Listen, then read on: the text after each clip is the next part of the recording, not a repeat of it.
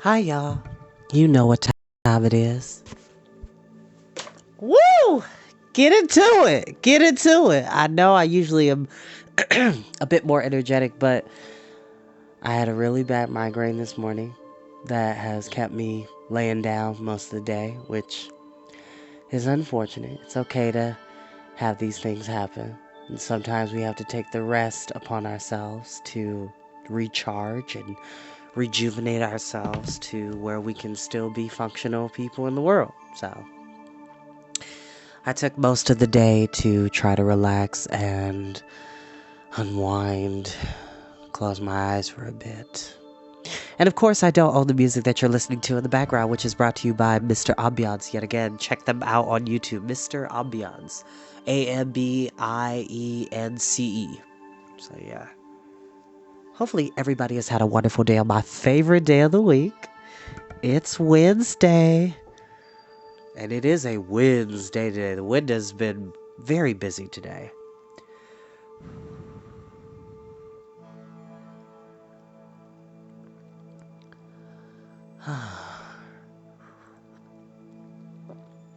And we are back with Lloyd Alexander's The Black Cauldron.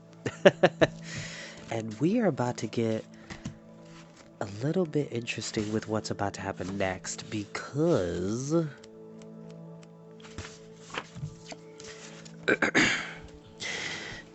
our heroes have arrived at Anuvan, which is the land of the Dark Lord Arorn.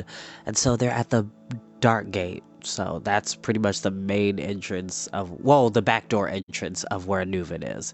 Anyway, Gwydion and King Morgant, and a couple of soldiers have gone ahead with Dolly being invisible, and Eladir, Adion, and Taran have been left behind with the horses, so in case something else pops up, they're there for extra backup.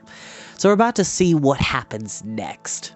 And I feel like I'm very, very far away. Okay, that is way better. Okay.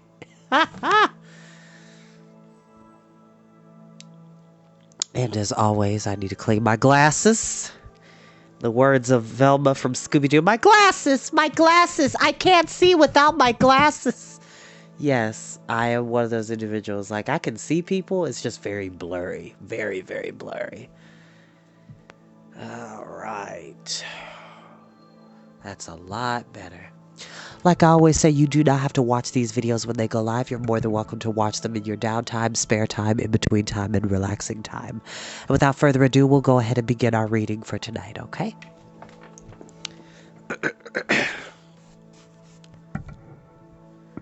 Chapter 4. In the Shadow of Dark Gate. The night passed heavily, and it was nearly time for Eladir's turn at guard when Taran heard a rustling in the shrub. He raised his head abruptly. The sound stopped. He was unsure now that he had really heard it. He held his breath and waited, poised and tense. Adion, whose ears were as keen as his eyes, had also noticed it and was at Taran's side in an instant. So somebody's creeping around in the bushes. Someone or something. Okay. Ooh. All right. There was, it seemed to Taran, a flicker of light. A branch cracked nearby. With a shout, Taran swung up his blade and leapt toward it. A golden beam flashed in his eyes, and a squeal of indignation struck his ears. "Put down that sword!" Eilonwe cried. "Every time I see you, you're waving it around or pointing it at somebody." Taran fell back dumbfounded. As he did, a dark figure bounded past Eladir, who sprang to his feet, his blade unsheathed and whistling through the air. "Help! Help!" howled Gurgi. "Angry Lord Rahar Gurgi's poor tender head, with slashings and gashings." He scuttled halfway up a pine tree, and from the safety of his perch shook a fist at the astonished Eladir. Taran pulled Eilonwe into the protection of the grove. Her hair was disheveled, her robe torn and mud-stained. "What have you done?" he cried. "Do you want us all killed? Put out that light." He seized the glowing sphere and fumbled vainly with it. "Oh, you'll never learn how to use my bubble," Eilonwe said with impatience. She took back the golden ball, cupped it in her hand, and the light vanished. Adion, recognizing the girl, put his hand anxiously on her shoulder. Princess, you should not have followed us." Of course she shouldn't, Tarn put in angrily. She must return immediately. She's a foolish scatterbrain. She is uncalled and unwanted here, said Ellidyr, striding up in a mocking fashion. He turned to Adion. For once, the big boy shows sense. Send the little fool back to her pots. Tarn spun around. Hold your tongue. I have swallowed your insults to me for the sake of our quest, but you will not speak ill of another. Ellidyr's sword leapt up. Tarn raised his own. Adion stepped between them and held out his hands. Enough, enough, he ordered. Are you so eager to shed blood? Must I hear reproof from a pig boy? Retorted Ellidyr. Must I let a scullery maid cost me my head? Scullery maid? Shrieked Eilonwy. Well, I can tell you. Gurgi, meantime, had clambered cautiously from the tree and had loped over to stand behind Tarn. And this, Ellidyr laughed bitterly, gesturing at Gurgi. This thing? Is this the black beast that so alarmed you, you dreamer? Ha ha ha ha ha! No, Ellidyr, it is not, murmured Adion almost sadly. This is Gurgi the warrior, Gurgi boldly cried over Tarn's shoulder. Yes, yes, clever, valiant Gurgi, who joins master to keep him from harmful hurtings. Be silent, Tarn ordered. You've caused trouble enough. How did you reach us? Adion asked. You were on foot. Well, not really, Eilonwy said. At least not all the way. The horses didn't run off until a little while ago. What? Cried Tarn. You took horses from Caer Dallben and lost them? You know perfectly well they're our own horses, declared Eilonwy. The ones Gwydion gave us last year. And we didn't lose them. It was more as they lost us. We only stopped to let them drink, and the silly things galloped away. Frightened, I suppose. I think they didn't like being so close to Anuvan, though I tell you truthfully it doesn't bother me in the least. In any case, she concluded, you needn't worry about them. The last we saw, they were headed straight for Caer Dallben. And so shall you be, Tarn said. And so shall I not, cried Eilonwy. I thought about it a long time after you left, every bit as long as you took to cross the fields, and I decided, it doesn't matter what anybody says, fair is fair. If you can't be allowed on a quest, so can I. And there it is, as simple as that. And it was clever Gurgi who found the way, Gurgi put in proudly. Yes, yes, with riffings and sniffings. Gurgi does not let gentle princess go alone. Oh, no. And loyal Gurgi does not leave friends behind, he added reproachfully to Tarn. Since you have come this far, Adion said, you may await Gwydion, although he will deal with you two runaways may not be to your liking. Your journey, he added, smiling at the bedraggled princess, seems to have been more difficult than ours. Rest now, and take refreshment. Yes, yes, Gurgi cried, crunchings and munchings for brave, hungry Gurgi. That's very kind and thoughtful of you, said Eilonwy with an admiring glance at Adion. Much more than you could expect from certain pig keepers.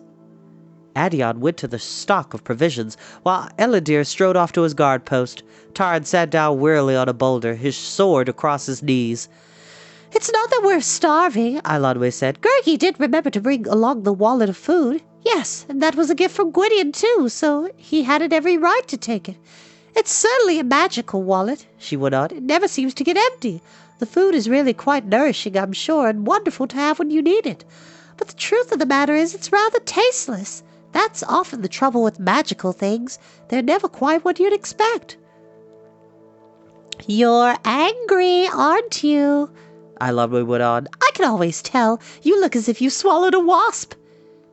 If you'd stop to think of the danger, Tarn replied, instead of rushing off without knowing what you're doing. You're a fine one to talk, Tarn of Caer Dallben, said Eilonwy. Besides, I don't think you're as angry as all that, not after what you said to Ellidyr. It was wonderful the way you were ready to smite him because of me. Not that you needed to. I could have taken good care of him myself. And I didn't mean you weren't kind and thoughtful. You really are. It just doesn't always occur to you. Even for an assistant pigkeeper, you do amazingly well. Before Eilonwy could finish, Ellidyr gave a shout of warning. A horse and rider plunged into the grove. It was Fflewddur. Behind him galloped Dolly's shaggy pony. Breathless and with his yellow hair pointed in all directions, the bard flung himself from the steed and ran to Adion. "Make ready to leave," he cried. "Take the weapons. Get the horse. Pack the horses moving. We're going to Cauldron." He caught sight of Eilonwy. "A great Beelan! What are you doing here?" I'm tired of being asked that, Eilonwy said. "The cauldron," cried Taran. "Did you seize it? Where are the others? Where's Dolly?" Here, where else? Snapped a voice. In another instant, Dolly flickered into sight astride what had seemed to be an empty saddle. He jumped heavily to the ground. Didn't even take time to make myself visible again. He clapped his hands to his head. "Oh, my ears!" "Gwydion orders us to fall back immediately," the bard went on in great excitement. "He and Cole are with Morgant. They'll catch up with us if they can. If not, we all rally at Cauldron." While Ellidyr and Adion hurriedly untethered the animals, Taran and the bard packed the store of weapons. "Keep these," Fflewddur ordered, pressing a bow and quiver of arrows into Eilonwy's hands. "And the rest of you, arm yourselves well." "What happened?" Taran asked fearfully. "Did the plan fail?" "The plan?" Fflewddur asked. "That was perfect. Couldn't have been better. Morgant and his men rode with us to Darkgate. Ah, that Morgant. What a warrior. Not a nerve in him. Cool as you please. You might have thought he was going to a feast." The bard shook his spiky head. "And then there we were, on the very threshold of Anuvan. Oh, you'll hear songs about that, mark my words." "Stop yammering," ordered Dolly, hastening up with the agitated pack horses. "Yes, the plan was fine," he cried angrily. "It would have been gone slick as butter. There was only one thing wrong. We wasted our time and risked our necks for nothing." Will one or the other of you make sense? Eilonwy burst out. I don't care about songs or butter. Tell us straight out. Where is the cauldron? "I don't know," said the bard. "Nobody knows." You didn't lose it? Eilonwy gasped, clapping a hand to her mouth. No, oh, you pack of ninnies, great heroes. I knew I should have gone with you from the beginning. Dolly looked as if he were about to explode. His ears trembled. He raised himself on tiptoe, his fists clenched. "Don't you understand? The cauldron is gone! Away, not there!" "That's not possible," Taran cried. "Don't tell me it isn't possible," Dolly snapped. "I was there. I know what I saw. I know what I heard. I went in first just as Gwydion ordered. I found the Hall of Warriors. No trouble at all. No guards, in fact. Aha, think I. This will be easier than whistling. I slipped in. I could have done it in full view in bright daylight. And why? Because there's nothing to guard. The platform was empty." "Arorn has moved the cauldron," Taran interrupted. "There's a new hiding place. He's locked it up somewhere else." "Don't you think I have the wits I was born with?" Dolly retorted. "That was the first thing that came into my head. So I set off again. I'd have searched Auror's own chamber if I had to, but I had gone 6 paces before I ran into a pair of Auror's guards, or they ran into me, the clumsy oafs," Dolly muttered, rubbing a bruised eye. "I went along with them a little way, but then I'd heard enough. It must have happened a few days ago. How or who, I don't know. Neither does Auror. You can imagine his rage, but whoever they were, they got there ahead of us. They did their work well. The cauldron is gone from Anuvan." But that's wonderful, said Eilonwy. Our task is done and it'll cost us nothing more than a journey. "Our task is far from done," said the grave voice of Adion. He had finished loading one of the pack horses and had come to stand beside Taran. Ellidyr, too, had been listening closely. "We've lost the glory of fighting for it," Taran said, "but the important thing is that Arorn has it no longer." "It is not so easy," Adion warned. "This is a stinging defeat for Arorn. He will do all in his power to regain the cauldron. But there is more. The cauldron is dangerous in and of itself, even out of Arorn's grasp. What if it has fallen into other evil hands?" "Exactly what Gwydion himself said," Fflewddur put in. "The thing has somehow got to be found and destroyed without delay. Gwydion will plan a new search from Cauldron. It would seem our work has just begun." "Mount your steeds," Adion ordered. "We cannot overburden our pack animals. The princess and Eilonwy and Gurgi will share our own horses." "Islamak will bear only me," Ellidyr said. "She has been trained so from a foal." I would expect that being a steed of yours, Tard said. Iladwe will ride with me. And I shall take Gurgi with me or Luogor, Adion said. Come now, quickly. Tard ran to Melalas, leapt astride, and pulled Iladwe up after him. Dolly and the others hastened to mount, but as they did, savage cries burst from either side of them, and there was a sudden hiss of arrows.